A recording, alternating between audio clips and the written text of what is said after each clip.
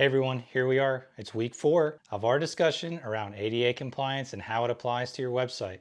I promise you we're moving on to some other topics next week, and by now you probably get just how important ADA compliance is given the amount of time we've spent on it. And again, if you still don't understand or appreciate the importance of web accessibility standards for your website, your brand might be fucked. Over the last 3 weeks, I posted 3 IGTVs about ADA compliance and recommend you check those out along with the blog post we published so you can get a better understanding of what the Web Content Accessibility Guidelines are and how to apply them to your website to ensure you are fully compliant with ADA standards. So just a quick recap. Many businesses have focused solely on making their physical business location ADA compliant, but have not also considered whether or not individuals browsing their website also have equal access.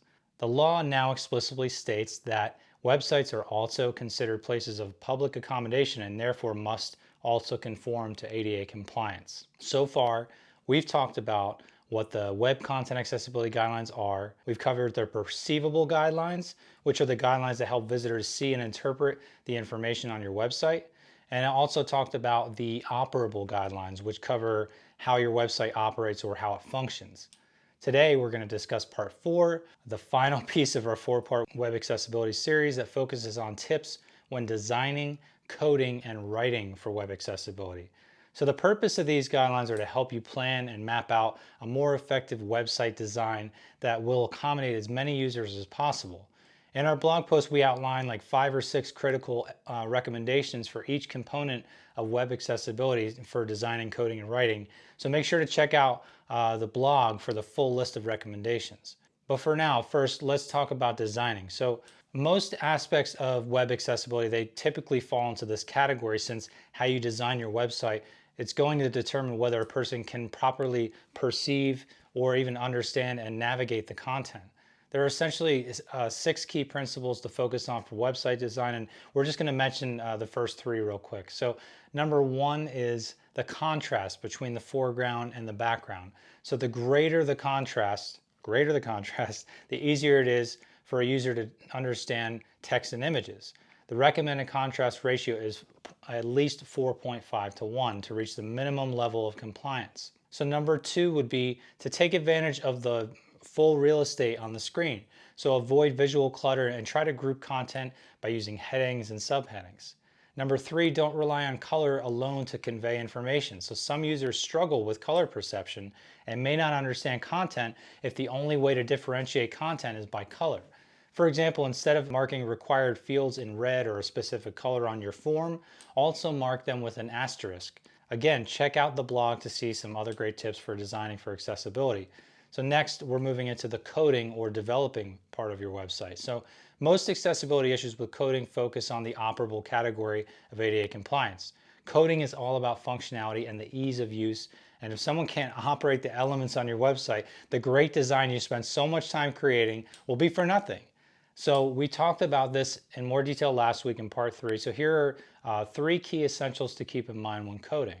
Number 1, so adapt the code based on the user's device. So just like the website needs to visually change, the code also needs to change. So for example, the size of the text or the button sizes, images, how the content flows on the page, they might all need to change depending on the screen that's viewing it.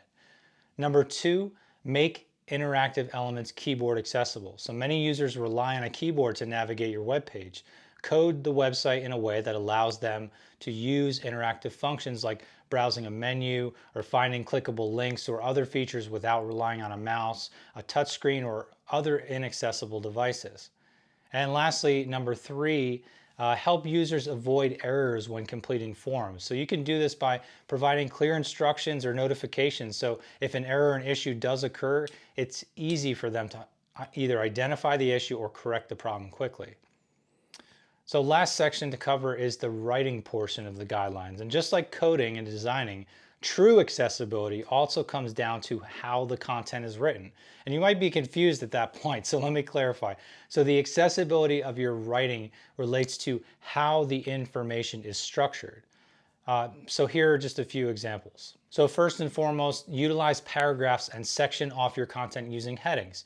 So instead of forcing readers to digest one super long block of text, divide content with brief headings and well-organized small chunks of content. Number two, make link text describe the destination of the function. So instead of just creating a link that says, click here, let users know where that link is sending them. If is it sending them to a specific page, allow them to complete a specific function. So something like click here to request a quote, or a button that says add to cart. Number three, make alt text functional. So we've talked about adding alternative text to images before. Just to quickly recap, alt text is hidden text in the code that allows visitors using screen readers as well as the search engines to understand the purpose of an image. So to make alt text functional, you would need to make the text descriptive enough that visually impaired users can understand the meaning or the purpose of the image without actually having to see it. Okay, we're wrapping things up. There is a critical interdependency that exists between your website, the design, the code, and how the content is written for web accessibility. None of these are effective unless all three have been addressed. I know this sounds like a daunting task, and it's probably why 98% of websites today don't even meet the ADA compliance benchmark.